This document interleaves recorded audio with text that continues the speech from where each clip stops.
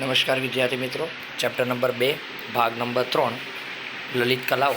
આપણે આગળના લેક્ચરોની અંદર હસ્તકલાઓનો પરિચય લીધો. હવે આપણે લલિત કલાઓનો પરિચય લેવાના છીએ. તમને સ્ક્રીન ઉપર દેખાય છે એમ સૌથી પહેલી કલા આપણે જોવાની છે એ છે સંગીત કલા. વિદ્યાર્થી મિત્રો, ભારતીય સંગીત એ વિશ્વથી અલગ કારણ કે કેમ એ તરી આવે છે, કેમ આપણું સંગીત અલગ છે બધા લોકો કરતાં? કારણ કે ભારતના સંગીતમાં સ્વર, લય અને તાલ આ ત્રણની દ્રષ્ટિએ અલગ પડે છે. યાદ રાખજો, આપણી ત્યાં 4 વેદોમાંથી સંગીતને લગતો વેદ કયો? તો સામવેદ. આ તમારો મોસ્ટ એમપી 1 માર્ક્સનો પ્રથમ સત્રનો પરીક્ષાનો સવાલ છે કે સામવેદ એ સંગીતને લગતો વેદ છે. એની રૂચાઓ પણ સંગીતની સાથે તાલબદ્ધ રીતે ગાવાની હોય છે. સંગીતના 2 પ્રકાર આપણે પાડી શકીએ, શાસ્ત્રીય સંગીત અને લોકસંગીત. સંગીતમાં મિત્રો સ્વર કેટલા એ પણ તમારો આઈએમપી સવાલ છે. તો 7 સ્વર હોય છે. સારે ગમ પધની. ઘણા વિદ્યાર્થી મિત્રો સારે ગમ પધની સા પણ લખી નાખતા હોય છે. સાને પાછો રિપીટ કરવા નથી, નકર એ 8 સ્વર થઈ જશે. અને અહીંયા એક મિસ્ટેક એ છે કે તમને 5 રાગ બતાવેલા છે, હકીકતમાં રાગ 6 છે. એના ઉપર બરાબર ધ્યાન આપવાનું છે. શ્રી, દીપક, મેઘ, હિંડોળ, ભૈરવી અને છેલ્લો છઠ્ઠો આવે છે માલકૌંસ. આમ 6 કુલ રાગ હોય છે. એવું કહેવાય છે કે આ બધા રાગો ભગવાન શંકરના પંચમુખેથી ઉત્પન્ન થયા છે. સંગીતના જો ગ્રંથોની ચર્ચા કરીએ તો સંગીતના મુખ્યત્વે આપણને 3 ગ્રંથો મળે છે. પહેલું છે સંગીત મકરંદ, જે પંડિત નારદે ઈસવીસન 900માં લખેલું છે. વિદ્યાર્થી મિત્રો, આ સંગીત મકરંદની અંદર પંડિત નારદે આપણને 19 પ્રકારની વીણા અને 101 પ્રકારના તાલનું વર્ણન કરેલું છે. બીજો ગ્રંથ છે સંગીત રત્નાકર. પંડિત સારંગદેવે એ ગ્રંથ રચેલો છે. એવું કહેવાય કે તેઓ દેવગિરીમાં નિવાસ કરતા, એટલે એમને ઉત્તર અને દક્ષિણ બંને ભારતનું સંગીત ખ્યાલ હતું. એટલે એમણે સંગીત રત્નાકર નામના ગ્રંથમાં ઉત્તર અને દક્ષિણ બંને જ ભારતના સંગીતનું વર્ણન કરેલું છે. વિદ્યાર્થી મિત્રો, આ સંગીત રત્નાકર માટે પંડિત વિષ્ણુ નારાયણ ભાતખંડ, અંડરલાઇન કરી લો, આપણા આઈએમપી ક્વેશ્ચન છે કે સંગીત રત્નાકર ગ્રંથ માટે પંડિત વિષ્ણુ નારાયણ ભાતખંડે એવું કીધું કે આ ગ્રંથ એ સંગીતનો સૌથી પ્રમાણભૂત ગ્રંથ છે. યાદ રાખજો, સંગીતનો સૌથી પ્રમાણભૂત ગ્રંથ કયો? તો સંગીત રત્નાકર. આવું કોણે કીધું છે?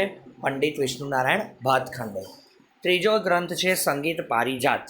જે સંગીત પારિજાત ગ્રંથ એ પંડિત અહોબલે રચેલો છે 1665માં. દરેક રાગનું સ્વતંત્ર અસ્તિત્વ એમણે એમાં સમજાવ્યું છે અને એમાં 29 પ્રકારના સ્વરોનું વર્ણન છે. આમ તો સંગીતના સ્વર કુલ 7 છે, આપણે ઉપર જોયું તેમ સારે ગમ પધની. પરંતુ પંડિત અહોબલે સંગીત પારિજાતમાં કુલ 29 પ્રકારના સ્વરો દર્શાવ્યા છે. આગળ વધીએ તો આપણી ત્યાં જુદા જુદા સંગીતકારો પણ થઈ ગયા, જેમ કે અમીર ખુશરો. આપણી ત્યારે જ્યારે અલાઉદ્દીન ખલજીનો સમય હતો ત્યારે અમીર ખુશરો કે જેમણે ભારતમાં શાયરીનું પ્રદાન કરેલું છે, અને એટલે જ અમીર ખુશરોને આપણી ત્યાં તૂતીય હિન્દ એટલે કે હિન્દના પોપટ તરીકે ઓળખતા હતા. દીકરાઓ, આપણા આઈએમપી સવાલ છે, એનું ધ્યાન રાખજો. આ સિવાય આપણને ભક્તિ આંદોલન દરમિયાન 15મી 16મી સદીમાં સુરદાસ, કબીર, તુલસીદાસ, મીરાબાઈ, નરસિંહ મહેતા, ચૈતન્ય મહાપ્રભુજી જેવા ઘણા સંગીતકારો આપણને મળે છે. તાનસેન અને બેઈજુ બાવરા બંને સંગીતકારો એ ગુરુ હરિદ્વાસ એના શિષ્યો હતા. આ સિવાય આપણા ગુજરાતના વડનગરમાં તાના અને રીરી એ સંગીતની બેલડી કન્યાઓ હતી, એ પણ આપણને સંગીતકાર તરીકે મળે છે.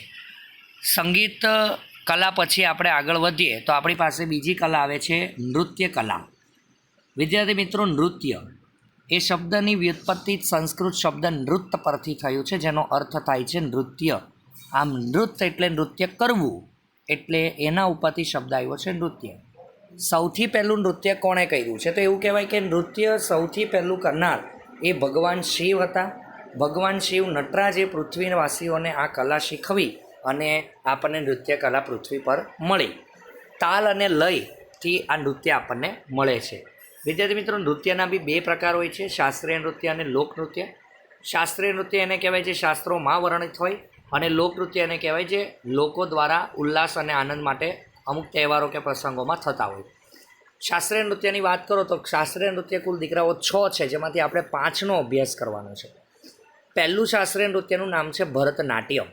મૂળત તમિલનાડુના તાંજોર જિલ્લામાં ભરતનાટ્યમ જોવા મળે છે. આ પણ મોસ્ટ એમપી સવાલ છે 1 માર્ક્સનો કે ભરતનાટ્યમ સૌથી વધારે ક્યાં પ્રચલિત છે? તો તમિલનાડુના તાંજોરમાં. આ ભરતનાટ્યમ જે નૃત્ય છે એ ભરતનાટ્યમ નૃત્ય આપણને ક્યાંથી મળે છે? તો ભરત મુનિનું નાટ્યશાસ્ત્ર નામનું પુસ્તક અને નંદિકેશ્વરે આપેલું અભિનવ દર્પણ નામનું પુસ્તક, આ બે પુસ્તકમાંથી આપણને ભરતનાટ્યમ નામનું એ નૃત્ય મળે છે. મૃણાલિની સારાભાઈ, ગોપીકૃષ્ણમ, વૈજયંતી માલા, હેમા માલિની જેવા કલાકારોએ આ ભરતનાટ્યમની કલાને પ્રચલિત રાખી છે. ભરતનાટ્યમ પછી આપણી સામે છે કુચીપુડી. 15મી સદી દરમિયાન મુખ્યત્વે સ્ત્રીના સૌંદર્યના વર્ણન ઉપર કુચીપુડી નૃત્ય થાય છે. સ્ત્રીઓ અને પુરુષો બંને જ આ નૃત્ય કરે છે, જેની અંદર મૂળ પાયામાં હાથની મુદ્રા એ વિશિષ્ટ રીતે અંકાયેલી હોય છે. ગુરુ પ્રહલાદ છે, રાજા રેડ્ડી છે, પછી યામિની રેડ્ડી છે, શોભા નાયડુ છે, આ બધા કલાકારો કુચીપુડી નૃત્યને વિદ્યાર્થી મિત્રો જીવંત રાખવામાં અગ્રેસર છે. ત્રીજી કલા આવે છે કથકલી. તમે ફોટોમાં પણ જોઈ શકો છો કે કેરળનું આ શાસ્ત્રીય નૃત્ય છે જે મહાભારત ઉપરથી આધારિત છે. પૌરાણિક મહાકાવ્ય મહાભારતની સાથે અમુક મલયાલમ નાટક, આ બંને ઉપરથી કથકલી બનેલું છે. ઘેરદાર વસ્ત્રો પહેરવામાં આવે છે, કલાત્મક મુગટ પણ માથા ઉપર હોય છે, તમે ફોટોમાં જોઈ શકો. પાત્રોના ચહેરા ઉપર તમે જુઓ તો ચિત્રામણ એટલે કે આપણે જેને મેકઅપ ઇન ઇંગ્લિશ આપણે બોલીએ છીએ એ પણ જોવા મળે છે. એવું કહેવાય છે કે તેલના દીવડાઓ પ્રગટાવીને આખું જે મંચ હોય એને પ્રકાશિત કરવામાં આવે છે. મોઢા ઉપરના ચહેરામણ અને મોઢાના હાવભાવ ઉપરથી આપણે જાણી શકાય કે આપણી સામે મંચ ઉપર કયું મહાભારતનું પાત્ર આવ્યું છે. કવિશ્રી વલ્લથોડ, કલામંડલમ, કૃષ્ણપ્રસાદ, શિવારમન જેવા કલાકારોએ કથકલી નૃત્યને જીવંત રાખેલું છે. આગળ વધીએ તો આપણી પાસે ચોથું નૃત્ય આવે છે જેનું નામ છે કથક. એ પણ 2 માર્ક્સમાં આઈએમપી છે વિદ્યાર્થી મિત્રો, એની ઉપર ધ્યાન આપવાનું છે. કથક નૃત્યની ચર્ચા કરો તો કથક માટે કહેવત બહુ પ્રચલિત છે 2 માર્ક્સમાં, કથન કરે સો કથક કહાવે. ઉત્તર ભારતમાં નૃત્ય સૌથી વધારે જોવા મળે છે. વૈષ્ણવ સંપ્રદાયો શરૂ કરેલું છે. એવું કહેવાય કે એની અંદર સ્ત્રીઓ ચૂડીદાર પાયજામો પહેરે છે અને ઉપર ઘેરવાળું વસ્ત્ર પહેરે છે અને એક પગ ઉપર વારે વારે ગોળ ફરવાનું આની અંદર વધારે જોવા મળે છે. પંડિત શ્રી બિરજુ મહારાજ, સિતારા દેવી, કુમુદિની લાખ્યા જેવા કલાકારોએ આ નૃત્ય કલાને જાળવી રાખી છે. તો ચારેક તમે લોકો શાસ્ત્રીય નૃત્ય ભણ્યા: ભરતનાટ્યમ તમિલનાડુ, કુચીપુડી આંધ્રપ્રદેશ, કથકલી કેરળ અને કથક ઉત્તર ભારતની અંદર આપણને જોવા મળે છે. આની સિવાયની વાત કરો તો હવે આપણી પાસે આવે છે છેલ્લું 5મું લોકનૃત્ય એટલે કે મણિપુરી.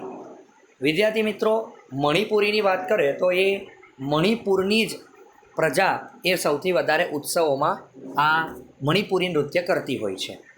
શ્રી કૃષ્ણની બાળલીલા અને રાસલીલા એની અંદર વર્ણિત હોય છે. મણિપુરી નૃત્યના પ્રકારો જો તો મણિપુરી નૃત્યના મુખ્ય 2 પ્રકાર પડે છે, લાસ્ય અને તાંડવ. એની અંદર આ મોસ્ટ એમપી સવાલ છે દીકરાઓ, ધ્યાન રાખજો કે રેશમનું બ્લાઉઝ પહેરે, કમરે લીલો પટ્ટો પહેરે.